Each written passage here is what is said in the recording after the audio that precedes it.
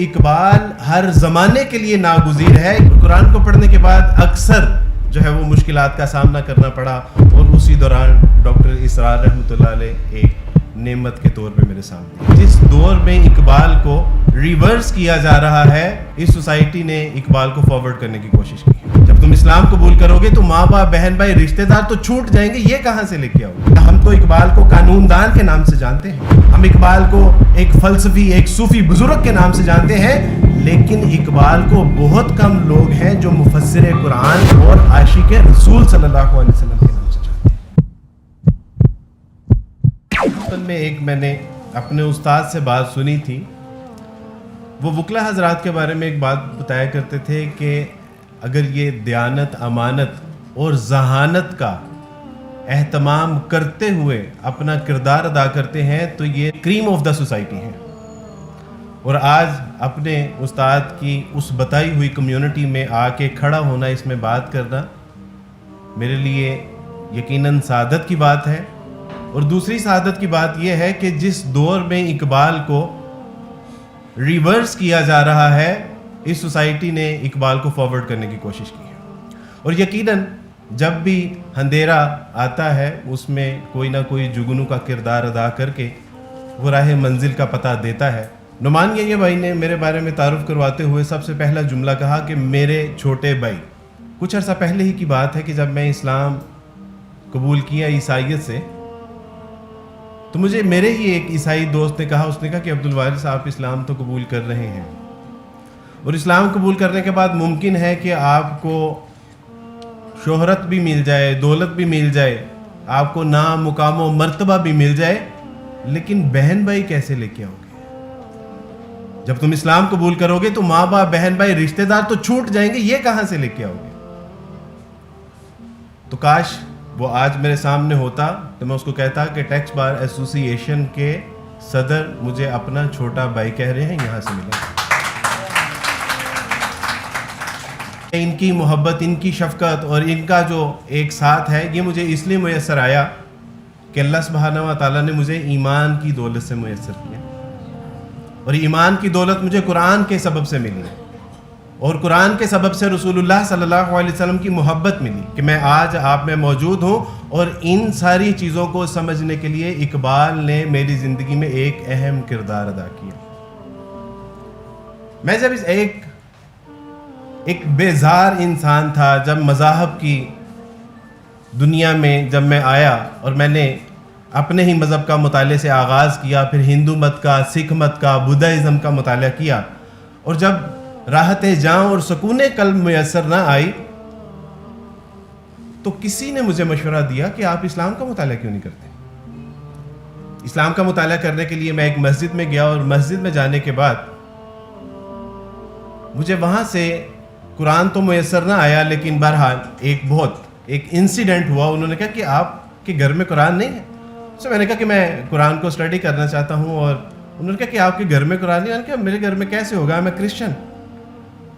تو انہوں نے ایک عجیب بات کی. انہوں نے کہا کہ اگر آپ عیسائی ہیں تو مسجد میں کیسے داخل ہو گئے, اور دوسرا یہ کہ آپ عیسائی ہونے کے باوجود یہ کہہ رہے ہیں کہ میں قرآن کو پڑھنا چاہتا ہوں. You can't touch the Quran because you are a Christian person.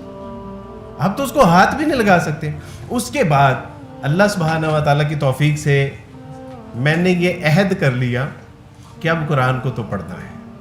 دیکھتے ہیں کہ قرآن کو پڑھنے کے بعد کوئی طوفان آئے گا, بجلی چمکے گی, زمین شک ہوگی, آسمان سے کوئی جو ہے وہ آفت آئے گی. اب قرآن تو پڑھنا ہے, دیکھتے ہیں کہ کیا ہوتا ہے. اللہ سبحانہ و تعالیٰ کی توفیق سے قرآن لیا, قرآن کو پڑھا, اور قرآن کو پڑھنے کے بعد اکثر جو ہے وہ مشکلات کا سامنا کرنا پڑا, اور اسی دوران ڈاکٹر اسرار رحمۃ اللہ علیہ ایک نعمت کے طور پہ میرے سامنے آئے. قرآن میں نے پڑھا کہ الحمدللہ اللہ سبحانہ و تعالیٰ واحدہ و یکتا ہے, رسول اللہ صلی اللہ علیہ وسلم اس کے آخری نبی اور اس کے آخری رسول ہیں. یہ کتاب محض کتاب نہیں, یہ کتاب حیات ہے.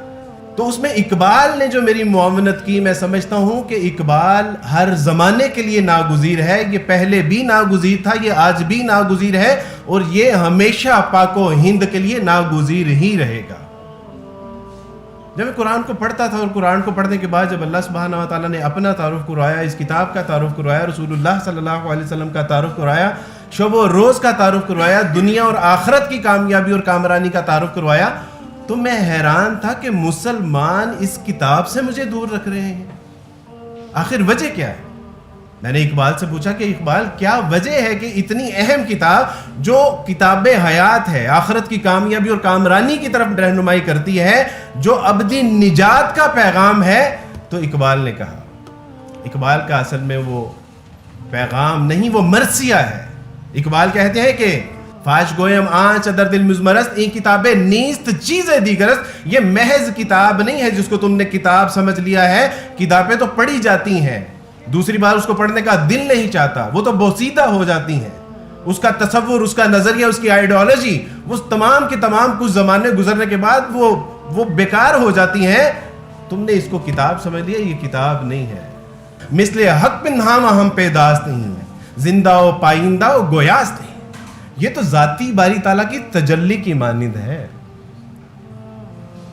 क्योंकि मूसा अलैहिस्सलाम ने जब ख्वाहिश तिफ्ल की अल्लाह सुब्हानहू व तआला के हुजूर कि अल्लाह सुब्हानहू व तआला जी मैं आपको देखना चाहता हूं, तो अल्लाह सुब्हानहू व तआला ने क्या कहा कि आप नहीं दे सकते। हाँ, ये है कि मैं अपनी एक तजल्ली इस पहाड़ के ऊपर नाजिल करता हूं, और अगर ये पहाड़ अपनी जगह पर सालम रहा तो तुम मुझे भी देख लो।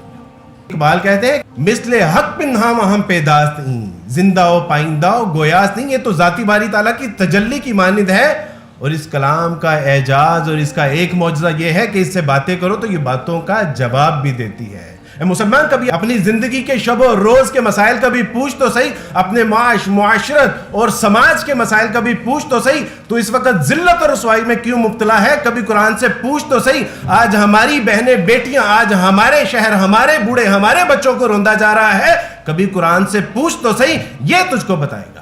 वो जमाने में मुअज़्ज़ज़ थे मुसलमान होकर, और हम ख्वार हुए तारिक कुरान होकर। इकबाल ही का शेर इसकी तशरीह करता है कि उन लोगों तो अल्लाह सुब्हानहू व तआला ने इज्जत और रिफात अता फरमाई, उनको मुकाम व मर्तबा अता फरमाया, लेकिन तुम्हारी जिल्लत और रुसवाई का सबब यह है कि तुमने कुरान को तरक कर दिया। तो इकबाल कहते हैं कि यह तो जाती बारी ताला की तजल्ली की मानिंद है, और ये जब इसका एक एजाज ये है कि इससे बातें करो तो ये बातों का जवाब भी देती है। कभी पूछो तो सही इससे अपनी जिंदगी के मामले। मिसले हक बिन हम पेदास नहीं, जिंदा ओ पाइंदा ओ गोयास नहीं। तो इकबाल ने बताया, एक ईसाई के बच्चे को इकबाल बता रहा है। असल में बताना मकसूद ये है कि इकबाल की शख्सियत वो है कि जो तमाम इंसानों को अपील करती है, एड्रेस करती है, एजुकेट करती है। इकबाल तो मुसलमानों के लिए थे ही नहीं। जगन्नाथ कहते हैं, जगन्नाथ आज़ाद, उन्होंने किताब लिखी है इकबाल और गैर मुस्लिम मुफक्करीन। उन्होंने उसमें लिखा है कि गैर मुस्लिम मुफक्करीन ने इकबाल को किस तनाजुर में देखा है, और उन्होंने कहा है, एजे अरवी ने कहा था, जो मशरिक है अगर उसने इकबाल को पढ़ लिया, उसने उसको समझ लिया, उसने उसके अफकार और नजरियात के ऊपर अगर अमल कर लिया, तो वेस्ट की शामत आ जाएगी। और हमारी सबसे बड़ी जो खुश नसीबी है वो ये है कि हम हामिले इकबाल हैं, और सबसे बड़ी हमारी जो बदकिस्मती है वो ये है कि हम इकबाल को भूल चुके हैं। तो इकबाल कहते हैं कि मिसले हक बिन हम पेदास नहीं, जिंदा ओ पाइंदा ओ गोयास नहीं। ये तो जाती बारी ताला की तजल्ली की मानिंद है, और इससे बातें करो तो ये बातों का जवाब भी देती है। चू बजा दर रफ्त जहां दीगर शुवित, जहां चू दीगर शुद्ध जहां दीगर शुवित। कि इसका एक कमाल यह है कि जब इंसान के अंदर दाखिल होती है ना, तो फिर वारिस मसीह नहीं रहता, फिर वो अब्दुल वारिस बन जाता है। कि जब इंसान के अंदर दाखिल होती है तो अंदर की दुनिया तब्दील कर देती है, और जब अंदर की दुनिया तब्दील होती है तो फिर ये बाहर की दुनिया भी तब्दील कर देती है। मैंने इकबाल से पूछा कि इकबाल बस ये पैगाम समझ में आ गया अब? तो इकबाल ने कहा कि नहीं, बस नहीं। इकबाल ने कहा कि आप उकाबी रूह पैदा करनी है, और इकबाल ने कहा कि उकाबी रूह जब बेदार होती है जवानों में, नजर आती है उसको अपनी मंजिल आसमानों में। कहा कि अभी तो सफर का आगाज हुआ है मियां, वेयर आर यू गोइंग? अभी तो सफर का आगाज है। तो मैंने कहा कि इकबाल आप कहते हैं कि हमारी मंजिल कहीं आसमानों में है, तो इकबाल आसमानों में मंजिल का क्या तसव्वुर है, कहां बात कर रहे हैं? तो इकबाल ने कहा कि आसमानों में ये اکثر ہم جب کسی سے پتہ پوچھتے ہیں تو وہ کہتے ہیں کہ یہ دائیں جائیں گے، سامنے جائیں گے. میں بھی بار کا پتہ پوچھ رہا تو انہوں نے کہا سیدھا جائیں گے، لیفٹ سائڈ پہ جو ہے وہ بار ہے. تو اقبال نے بتایا، اقبال نے کہا کہ یہ ذرا ساتھ ہی پرے ہے نیلی چرخ فام سے منزل مسلمہ کی. علی ابھی بتا رہے تھے نا کہ ہم 5 سال کا پلان کر لیں گے، ہم 50 سال کی پلاننگ کر لیں گے، لیکن ایکچوئل جو ڈیسٹینیشن ہے اس کا کوئی تعین نہیں ہے. تو اقبال کہتے ہیں کہ پرے ہے نیلی چرخ فام سے منزل مسلمہ کی، ستارے جس کی گرد راہ ہیں وہ کارواں تو ہے. اقبال نے کہا کہ دیکھو میاں، جو قدم تم نے اٹھایا ہے، جدھر تم جا رہے ہو اور جو تمہاری منزل ہے وہ یہاں نہیں ہے. کیا میں نے اس خاکداں سے کنارہ جہاں رزق کا نام ہے ابودانا. ہم نے اسی کو سمجھ لیا. اقبال کہتے ہیں کہ میں اس دنیا کو ترک کرتا ہوں کہ اگر جہاں پہ تم نے صرف روٹی اور پانی کا نام زندگی رکھا ہوا ہے. کیا میں نے اس خاکداں سے کنارہ جہاں رزق کا نام ہے ابودانا. تو اقبال نے کہا کہ یہ اپنے پلانٹ سے ذرا تھوڑا سا آگے جاؤ گے، آگے ذرا وہ مختلف تمہارا ایک سولر سسٹم آ جائے گا. سولر سسٹم سے تھوڑا سا دائیں ہوگے تو گلیکسیز آئیں گی، گلیکسیز کے تھوڑا سا آگے جاؤ گے تو سپر کلسٹر آئیں گے، پھر کلسٹر آئیں گے. تو اقبال نے کہا کہ وہ بھی میاں تیری منزل نہیں ہے، بلکہ تیری منزل کی طرف اٹھنے والے جو قدم ہیں یہ اس کی خاک ہے. منزل تو ذرا اس سے بھی تھوڑی سی آگے. اقبال ہمارے لیے اللہ سبحانہ و تعالیٰ کے قرآن کو اور عشق رسول کو سمجھنے کے لیے ایک بہت بڑی نعمت اور ذریعہ تھے جس کو ہم نے نظر انداز کر دیا. یہی وجہ ہے کہ ایک بار ایف سی کالج کے پرنسپل تھے اور ڈاکٹر غالباً لوکس، انہوں نے اقبال کو بھی ایک ان کی کانفرنس تھی اور انہوں نے بلایا اور اقبال سے کہا کہ اقبال مجلس کے اختتام پر میں آپ سے کچھ بات کرنا چاہتا ہوں، آپ رکیے گا. وہ رکے. انہوں نے کہا کہ اقبال آپ جیسا ہائیلی کوالیفائڈ انٹلیکچوئل پرسنالٹی، اتنا ذہین فتین، علوم و فنون کے اوپر جو ہے وہ ایک نظر رکھنے والا، کیا وہ بھی اس بوسیدہ تصور پہ ایمان رکھتا ہے کہ قرآن مجید وہی باللفظ ہے؟ تھوڑا سا توقف کرنے کے بعد اقبال نے کہا کہ میں اس کا اس لیے انکار نہیں کر سکتا کہ میرے اوپر تو اشعار بھی نازل ہوتے ہیں، میں چاہنے کے باوجود بھی ان میں تحریف نہیں کر پاتا. اور جو میرے رسول صلی اللہ علیہ وسلم کے اوپر الفاظ نازل ہوئے ہیں، تم چاہتے ہو کہ میں ان کا انکار کر دوں؟ اور ساری زندگی جب تک وہ زندہ رہا اقبال کی عقیدت کرتا رہا. اور یہ اس کے پیچھے جو ایک ڈرائیونگ فورس تھی، وہ اصل میں جو اقبال نے امت کو بھی بتانے کی، امت کو بھی سکھانے کی، امت کو بھی سمجھانے کی کوشش کی، وہ ڈرائیونگ فورس تھی رسول اللہ صلی اللہ علیہ وسلم کی محبت. ان کے اپنے جو خادم تھے وہ کہتے تھے کہ جب رسول اللہ صلی اللہ علیہ وسلم کا نام آتا تھا تو اقبال کے اوپر ایک عجیب سی کیفیت طاری ہو جاتی تھی. اور اقبال نے اس کا اظہار بھی کیا. اقبال نے اس کا اظہار کرتے ہوئے اقبال کے اشعار، ہم تو اقبال کو قانون دان کے نام سے جانتے ہیں، ایک مفکر اور تصور پاکستان کے نام سے جانتے ہیں، ہم اقبال کو ایک فلسفی، ایک صوفی بزرگ کے نام سے جانتے ہیں، لیکن اقبال کو بہت کم لوگ ہیں جو مفسر قرآن کے نام سے جانتے ہیں اور عاشق رسول صلی اللہ علیہ وسلم کے نام سے جانتے ہیں. اس کا تعارف نہیں، لیکن اقبال کی شاعری میں یہ اقبال کا جو پیغام عشق رسول اور رسول اللہ صلی اللہ علیہ وسلم پر اترنے والا جو قرآن تھا، اس کا جو پیغام ہے وہ نمایاں نظر آتا ہے. اقبال کہتے ہیں کہ تو غنی از ہر دو عالم من فقیر. اے اللہ تو بادشاہ ہے، دینے والا ہے، تو دے کے نہیں تھکتا. اے اللہ میں مانگنے سے تھک جاتا ہوں. روز محشر عذر ہائے من پذیر. اے اللہ کہ اگر روز حشر والے دن میرے پاس کوئی عذر نہ ہوا، میں اپنی کوئی جو ہے وہ اپنی بے بسی نہ ثابت کر سکا، میں اپنا عذر نہ پیش کر سکا، اور آپ نے میرا حساب ضرور ضرور ہی لینا ہوا، تو از نگاہ مصطفیٰ پنہا بغیر. اے اللہ سبحانہ تعالیٰ جی میرے اوپر بس اتنا فضل کیجیے گا، اتنا کرم کیجیے گا، اتنا احسان کیجیے گا کہ مجھے نبی کریم صلی اللہ علیہ وسلم کی نگاہوں سے اوجھل کر کے حساب لے لیجیے گا. اور مسئلہ یہ نہیں تھا کہ اقبال کو یہ ہوگا کہ میرے بدعمالیوں کے سبب سے مجھے شرمندگی کا سامنا کرنا پڑے گا، بلکہ اقبال کے پیش نظر یہ تھا کہ کہیں میرے نامہ اعمال کی خرابی کی وجہ سے رسول اللہ صلی اللہ علیہ وسلم کو پریشانی لاحق نہ ہو. تو غنی از ہر دو عالم من فقیر، روز محشر عذر ہائے من پذیر. رأت بینی در حسابم رأت بینی ناگزیر، از نگاہ مصطفیٰ پنہا پگیر. بس اللہ سبحانہ و تعالیٰ جو مجھ سے رسول اللہ صلی اللہ علیہ وسلم کی نگاہوں سے کہیں دائیں بائیں کر کے میرا حساب لے لیجیے تاکہ رسول اللہ میرے نامہ اعمال کی وجہ سے پریشانی نہ ہو. اقبال نے اپنے لیے ایک اعزاز، ایک دعویٰ کیا اور اس کے بعد ایک بد دعا کا انتخاب کیا.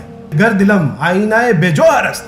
اقبال کہتے ہیں کہ اللہ سبحانہ و تعالیٰ جی اگر میرے سینے میں جو افکار و نظریات کے جو بے بہا جو چشمے پھوٹ رہے ہیں، اگر آپ سمجھتے ہیں کہ اس میں کمالات نہیں ہے، جواہرات نہیں ہے، گر بحرفم غیر قرآن مزمرست، کہ اللہ سبحانہ و تعالیٰ جی میرے سینے میں اگر قرآن کے علاوہ اگر کوئی چیز ہے نا، تو پھر اپنے لیے اقبال نے ایک بد دعا کا انتخاب کیا، اور وہ یہ کہ اگر میرے سینے میں قرآن کے سوا کوئی اور بھی حرف ہے تو روز محشر خوار و رسوا کن مرا، اے اللہ مجھے پھر روز حشر میں ذلیل و رسوا کر دیجیے گا اور بے نصیب از بوسہ پا کن مرا، مجھے نبی کریم صلی اللہ علیہ وسلم کے قدموں کے بوسے سے محروم کر دیجیے گا. اقبال کا دعویٰ اور بد دعا. اور پھر ایسے جو عاشق قرآن ہوں ان کے اوپر ان کا پھر غیر مسلموں کے اوپر اثر نہ ہو، امپاسبل، ہو نہیں سکتا. وہی اقبال علی بھائی کی بات کہ دل سے جو بات نکلتی ہے اثر رکھتی ہے پر نہیں طاقت پرواز مگر رکھتی ہے. آج کا پیغام میرے اور آپ کے لیے یہی ہے کہ اقبال نے جو اللہ اور اس کے رسول صلی اللہ علیہ وسلم کا پیغام بتانے، سمجھانے اور دکھانے میں اپنا ایک کردار ادا کیا ہے، واللہ ہے اقبال کو فار گرانٹیڈ نہ لیجیے. یہ اللہ سبحانہ تعالیٰ کی ایک بہت بڑی نعمت ہے، ایک بہت بڑی رحمت ہے. اللہ سبحانہ تعالیٰ ہمیں اس کو پڑھنے کی، سمجھنے کی اور اس پہ عمل کرنے کی توفیق عطا فرمائے. یہ محمد سے وفا تو نے تو ہم تیرے ہیں، یہ جہاں چیز ہے کیا لوح و قلم تیرے ہیں. بارک اللہ فیکم. السلام علیکم ورحمۃ اللہ.